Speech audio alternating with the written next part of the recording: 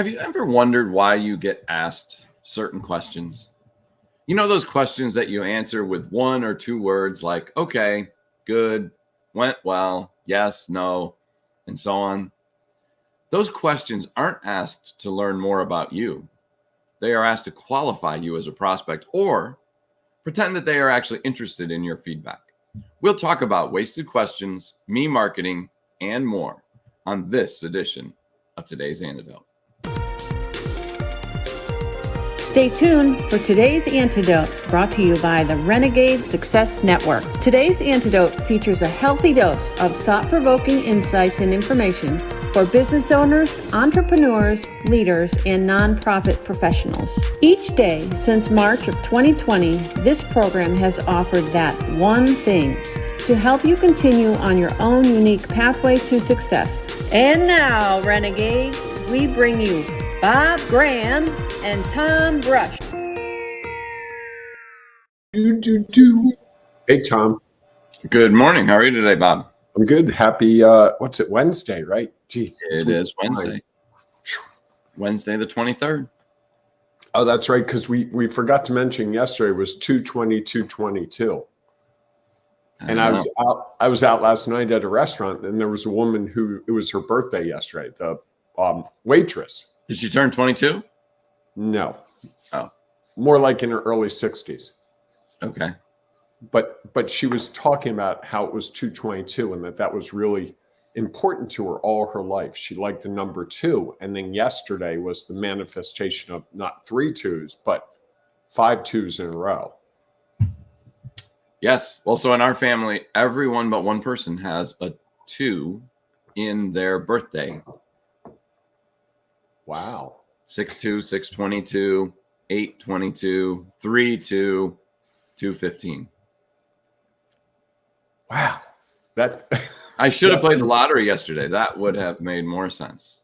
Yeah, because everyone wouldn't have played 2/2/2/2/2, right? Fair. Yeah. Yes. So. Yes, indeed. So, well, anyhow, good morning, everyone, and welcome to our broadcast and podcast, today's Antidote. We are going to continue our discussion today around me marketing, this phrase that Bob and I created. And today we're going to talk a little bit about wasting your questions, which when I first looked at it, I was like, what are we going to talk about today? And the more I thought about it, the more I felt like, oh, yeah, I know what I at least can offer to this conversation. So we hope that if you are watching this on Facebook, Instagram, YouTube, Twitter, or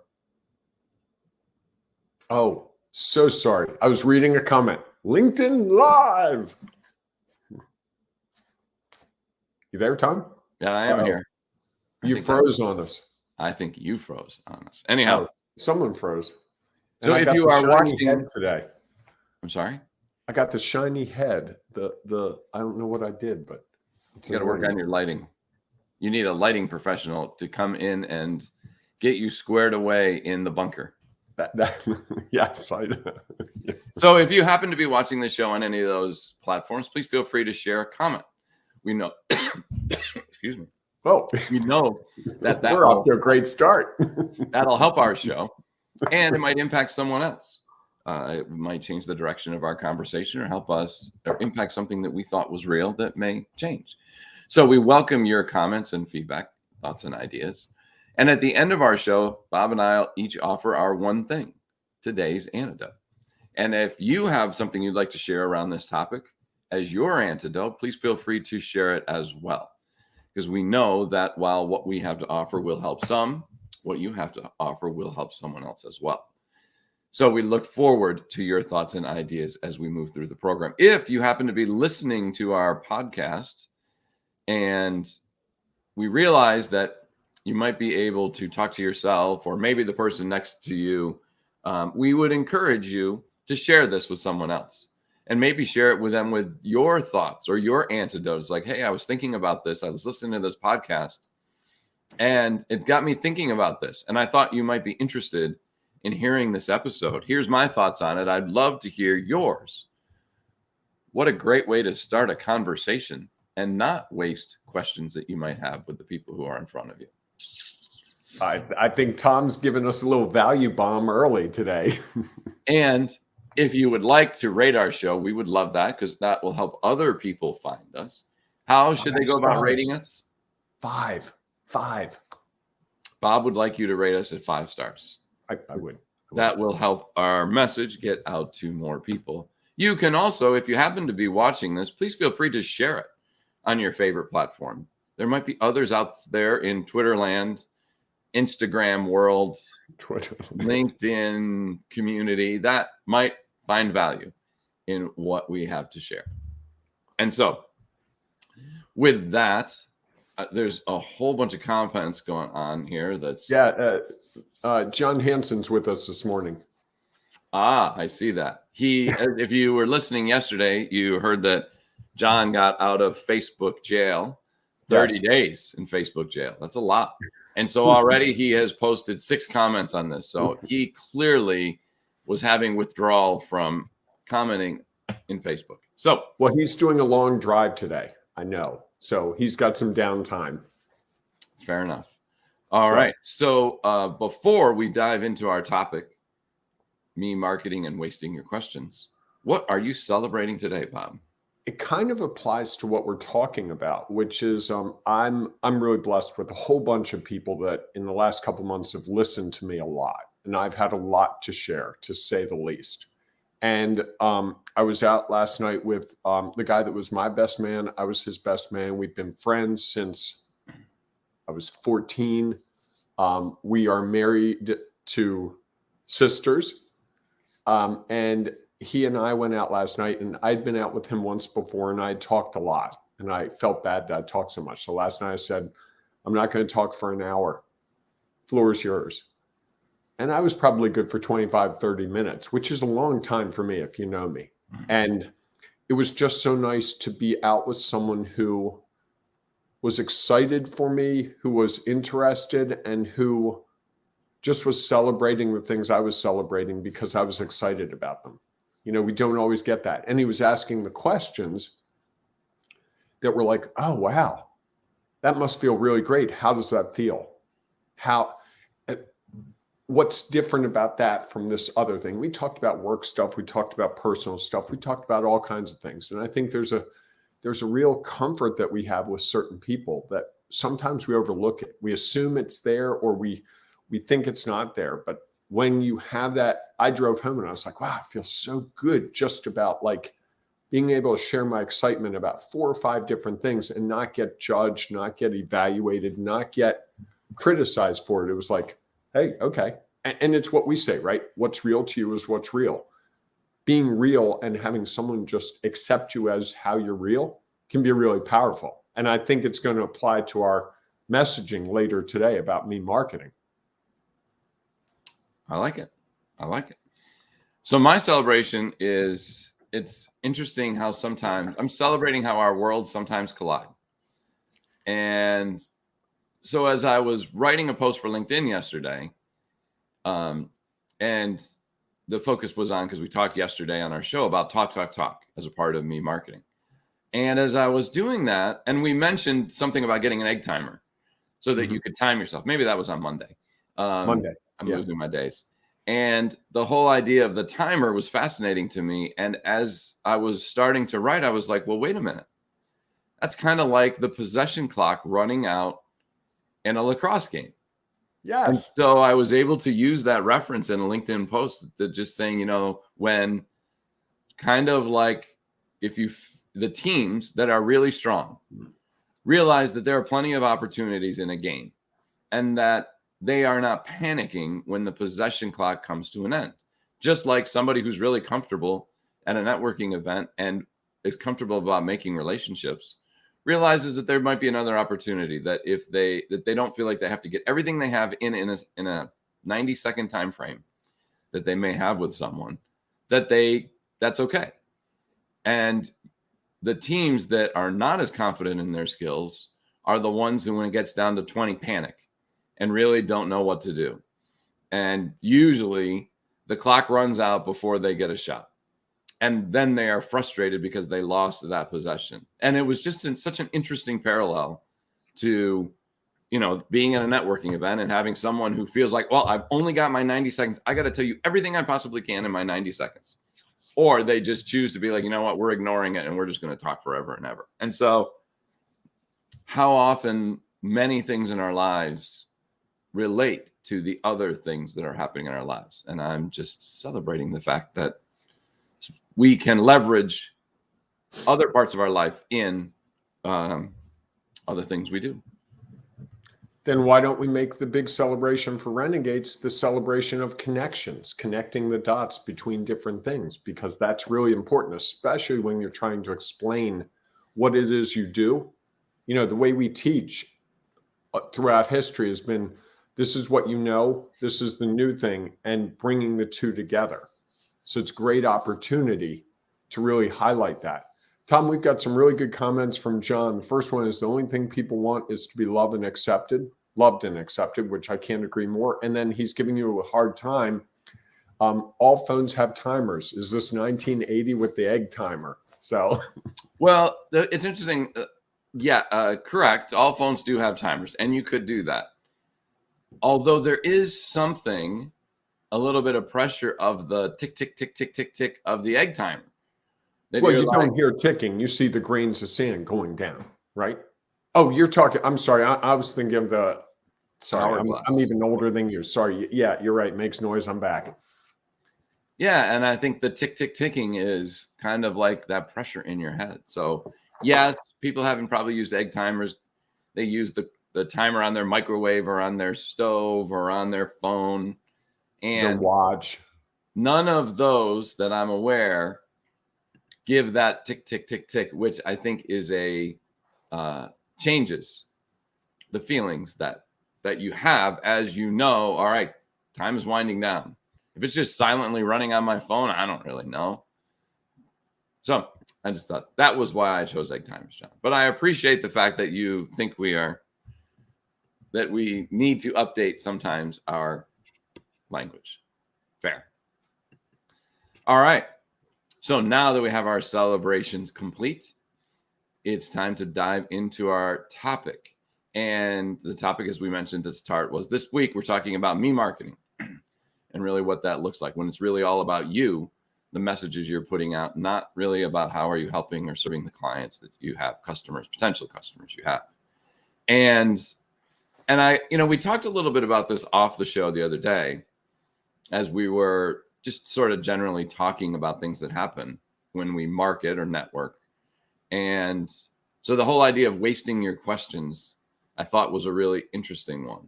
So do you want to kick us off, Bob, or do you want me to start? Why don't you start? And I'm hoping we can do an example of it at some point. Well, if that's what you'd like to do, we can do an example. Would you like to ask me questions and demonstrate this? Because I think yesterday when we were talking through this, you had it really solid. And I think to hear it, to distance yourself, because I've done it and many other people have done it, but to hear someone else do it and see what that looks like might be the most powerful tool. Okay. So now the Renegade Success Network players and their production of asking questions in a marketing situation. Take it away, Tom. Okay. I'm going to set it up a little bit, if that's okay. Oh, okay. I thought that was pretty good, though. Well, because you might not know why I'm asking the question. There has to be some. So I'm going to change it up a little bit. I thought the Renegade Success Network players was a stroke of genius, but okay, ruin that for me. Go ahead, keep going. Even if there are players, sometimes there is the narrator who comes out and says, let me set the stage for you. Okay. All right. Go ahead. So I think one of the things 2022. What I wanted to do was, and we'll get to questions that happen around networking and marketing. I also thought it would be helpful to talk about some of the questions that leaders use that are truly could be considered wasted questions. So, and one of the ones so Bob, you had an event last night, a big event that you were working on for the organization. And you come in first thing in the morning and you walk by my office and I kind of shout out, hey, Bob, how did the event go? Yeah. And I go, yeah, it was great. Or it was lousy, or, it was fine. Or it went well, all those things. Yeah. And that question is thrown out as a leader, supposedly caring about something that you've spent a lot of time, effort, and energy on. And in reality, it's kind of a checkbox. Okay, I asked them about that event. Now we can just move forward. And to me, that is a wasted question. Okay. You I like may that. have a person, the employee may choose, although I think this is when like those questions go wrong. When the employee stops and walks in, and because the last thing the leader wants is to now have a 10-minute question about because of the way they asked it. All they want to know, did it go all right? Did it not go all right? Great, move on. And I think the worst thing that they could expect is the person to come in and actually want to talk to them about the experience, what happened, and again, as I was thinking about that conversation, I was thinking about the 3 questions that we always ask. In the non-me marketing space, the leader would say, "Hey, Bob, it's great to see you tonight. Do you mind coming in for a second? I'd like to," or when you have a second, "I'd like to talk with you more about the event last night." And then you could easily go through the questions. What went well? What didn't go as planned? What might you do differently? As a way to not only better understand the situation, also as a way to help you try to evaluate and measure. Because one of the things I always know is when I finished an event, I was ready to be done with the event. I was ready to move on to the next, because usually there was a next. And I think it's a great opportunity for a leader to help people find closure and do potential planning for future events in that regard. So, And constantly improve. Absolutely. Because I think that's the real thing there to me is if you're asking those questions, you're looking at it and saying, that's a snapshot. What can we take from that snapshot to build on for next time? And so often, I think you're right, it gets lost. Yeah, it's and just, we're done. We did this last year, and then next year we do it the same way because we've always done it that way without going, hey, what if we tweaked it? And for the gala, instead of starting it at 7:00, which is really hard with rush hour, we started at 7:45 because then that gave people more time and there'd be better parking garage space and all those things. No, we've always done it at 7. Sure. And I think the one thing I would offer as a suggestion is rather than saying improve, say learn. Okay. Because maybe there are things that went really well, or the event is at a point where we can't improve it anymore. Either it has hit rock bottom and it's time to do something different, or it's going really well and there are tiny little things to tweak. And if it's about improving, then you're sort of saying to the person that, well, you did really well, but let's do better next time. Yeah, no, I agree with that. I certainly agree with that. So now can we do an example? Do you have an example from more of a entrepreneurial, small business owner, salesperson marketing experience? Sure. Do you need to set this one up, or can I do my Renegade Success Network players thing? Go ahead. And now, a production by the Renegade Success Network players. A one-act play. So I don't know how to not set it up. So anyhow, go ahead. You're at a networking event. We're at a networking event. And I walk up and I say, Bob, what do you do? I coach small business owners mostly. You do? Do you have a website? I do, yes. Interesting. How is that website working for you? Some days good, some days not good. Interesting. Have you thought about changing it? I do sometimes, but I'm so busy, I just don't have time to deal with it. And it's not the most important piece of my marketing. It's a business card. Really? Your website's not the most important piece of your marketing? Aren't you driving everyone to your website? No. Mostly I'm having discussions with people, and I've got this thing on Facebook, and I do some other stuff. So the website's really not the most essential thing. Oh, okay. Great. Well, it's really nice to meet you. I'm going to move on to someone else. Who understands the value of a website, right? Who understands I'm going to go find somebody who understands the value of a website. If I've got to beat them into submission. You knucklehead, you don't understand the value of a website? And I think one of the things that I liked about how you asked those questions is you could tell the tone. when you said interesting, it wasn't that you were interested. It was, you're a knucklehead. You don't know what you're talking about. You don't know what I know. You need me desperately. And even though we were doing the Renegade Success Network players, I was starting to feel uncomfortable with the questions because I felt like I was being steered down a pathway that I didn't want to go down. I wasn't at that networking event to figure out about my website. Someone could have given me information.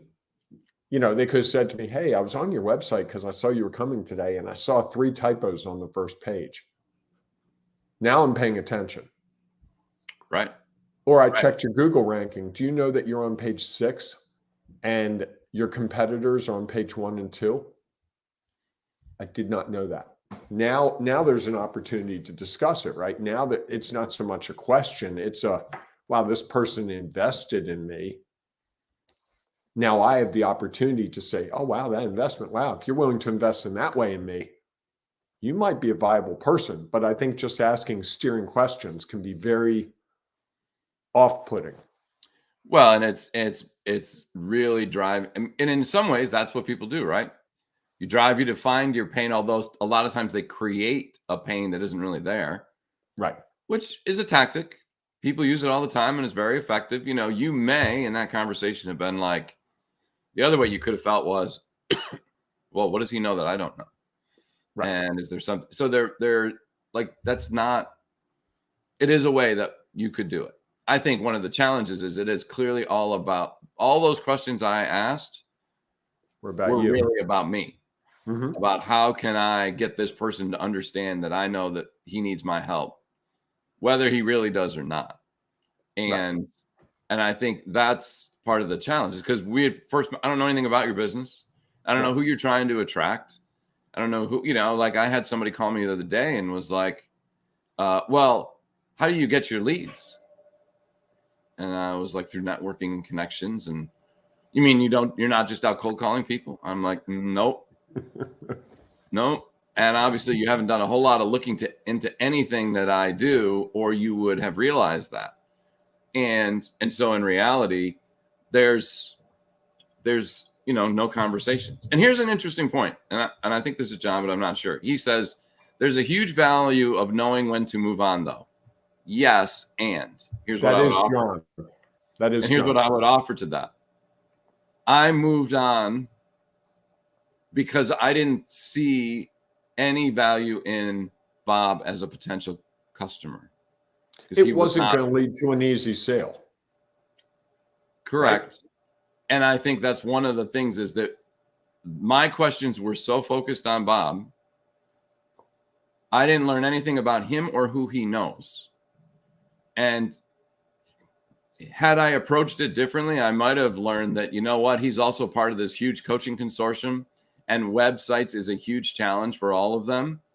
And if I had taken the time to understand that, I might have been able to do something different. I might not be doing people's websites, but maybe I could go in and do, hey, you know what? I'd love to talk with that group a little bit more about how websites add value. So I think when we are solely focused on how do I only see Bob as a client and choose to move on, which there is value in that. There is no doubt. There is also a potential missed opportunity of who does Bob know and who is he connected to? And I think that sometimes is a way that we are wasting questions. I'm so worried about getting that sale that I'm maybe missing out on the bigger picture of where that connection might be. Like, for example, if I had asked Bob if he had a website and he's like, yeah, no, I don't really use one. And I'd be like, well, why? And I had gone down, he'd be like, why are you pestering me about choices that I have currently made in my business? Right. Kind of annoying. For all they know, I'm an Instagram influencer. Correct. And yeah, no doubt. And there are coaches who are influencers on some other, they use other methods. Sure. And I think those are the potential opportunities we miss when we only see what's immediately in front of us and what that thing immediately in front of us or person immediately in front of us can do for us in the moment. if I had talked about, oh, that's interesting coaching, you know, are you in a team? Are you with a group? Or tell me a little bit more about what you do in that world. I might have learned that that there's a whole lot more behind what's going on than just me selling him a website or a new website design. Yeah. John's got a comment. I want to read it now. I'm driving to Altoona to pitch what we do. I'm driving 6+ hours to maybe get a sale. I will know in the first 3 minutes if I can close. I think there is a slight distinction that we have to make, Tom, which is if you're selling a widget and people need that widget, you know, if you're selling bottles of water and you're in the desert, the sale's a lot easier. And it's hey, are you thirsty? Here's a bottle of water. It's going to cost you $5. That's different than, I think, some of the other stuff is a little more complicated. Websites are more complicated because there's websites and there are websites and there are websites and there are ways to do it and all that. And I think the more nuanced something is, the more complicated something is, the more the need to really go into figuring out what the person's trying to do. You know, the bottle of water is a bottle of water. It's either warm, cold, room temperature. If you need it, you need it. If you don't need water, it's fine. Now you could say, well, I've got water. I also have ice cubes. Would you like some ice cubes? Oh, wow. Now we start adding variables. But even then, you have to ask the person in that scenario, would you like warm water? Would you like tap water? Would you like cold water? Would you like ice cubes? Now, or you've got to figure out, hey, so you're in the desert. I see you have a really nice beverage there. It looks like there's no ice. Would you like some ice for that? Oh, yeah, that'd be awesome. I do have ice. Oh, what's it cost? So I think I don't want to oversimplify this because I think, and in some cases, it's a straightforward sale. You know, I think of McDonald's or Chick-fil-A. If I'm driving by Chick-fil-A today and I'm hungry and it's not too crowded in the drive-through line, I'll probably pull in and order food. They solve a problem really quickly for me. If it's too crowded, I don't want to wait. I might go down the road to another place. I might come home and eat. I might skip eating altogether. Yes, and here's what I'd also offer. I think you might miss the bigger opportunity. So yes, you could sell a bottle of water to someone who's desperately thirsty in the desert. Mm-hmm. If your prices are $10 for a bottle of water because the person's gonna pay it because they desperately need it. And they're going to be like, I'm not paying $10 for a bottle of water, even though my business buys pallets of bottles of water. You know, I know there's a community not far from me that they had a gas leak underground. And so the gas company delivers pallets of water because the water is undrinkable every week to 30 homes. What if that guy is the distributor of that water? Right. And yeah, I sold him a $10 bottle of water and I missed out because I was not paying attention to the signals on providing him with water for years and years and years. And that sale could have been hundreds of thousands of millions of dollars. So I think, yeah, can you know in the first couple of minutes if you can help that person? Yes, potentially. What you might miss out on is how that person could lead you to more people. Right. No, I is that your one thing? Sure. Okay. The other thing I would offer is that every question you ask a person, you are testing them. You are testing them not to get the sale, but you're testing their patience.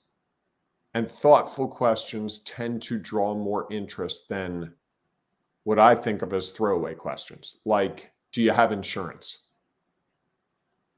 It's pretty hard to live in the world that we're in today without having some insurance. Do you understand insurance? You know, or have you ever read your policy? I mean, I've yet to find anyone who tells me they've read their policy cover to cover. So it's almost like, you know, there are better questions, I think. Well, again, I think that goes back at what you're trying to get at, which is where's the gap in knowledge that you can help educate the person, show them that you have expertise, and then from there move towards the purchasing opportunity, right? Yes. And I think there's an opportunity just to learn and to connect, because again, have you read your policy? In some regards, some people might take that as an insult. Be like, or an embarrassment. One, why do I need to read my policy? Is there something I should be worried about? Two, or they could be on the other side is, of course I read my policy. You think I don't pay attention to what I purchase? Right. And or again, they lie and tell you, oh yeah, I read it every year when it comes to me. Yeah. Okay. Well, and again, the person in that case is, what is the intent of that question? To find out if you know all the coverage you have. And maybe there are missing gaps in your coverage that I can sell you. Right. Not about how do I learn more about you and better understand what's going on in your world and connect with you so that I might see the bigger picture. And I think that's just, and again, I don't want to say that you can't make sales that way, because you can, like we talked about. You can sell a bottle of water in the desert. You can go into a baseball stadium and you're going to sell a lot of beer because you can't get anywhere else. That doesn't mean people are going to appreciate the fact of the way you sold it. They're going to purchase it for the moment. It's kind of like the line at McDonald's or wherever you go to. The reason there's a line at Chick-fil-A all the time is because people really like their food and they don't care about waiting because they feel they appreciate the way they are served, the food that they get, and how they feel about it. If there wasn't, and will some people drive away? Absolutely, because they don't want to wait. They don't want to spend the time. And even if there's a McDonald's next to it that has no line, I'm not going to McDonald's to get a milkshake. I'm going to sit in line for Chick-fil-A if I really want a milkshake because of the value I have found in it. I feel like Chick-fil-A should be sponsoring us today. Maybe they could sponsor the Renegade Success Network players. We're going to have to bring them out more often. Okay. We can consider that. Obviously, that's something that you truly enjoy, so that is a possibility. I just think it broke up the monotony. All right, everyone. Thanks so much for being with us today. If you have thoughts or ideas around this, we'd love to hear them. Please feel free to share them in the comments. If you aren't able to share them in the comments now, you can always go to your favorite platform that you're watching this on and put them in there later, because it will be available for replay. Or you can join us in our Ring of Renegades Facebook group, where all week we'll have comments and conversation polls around me marketing.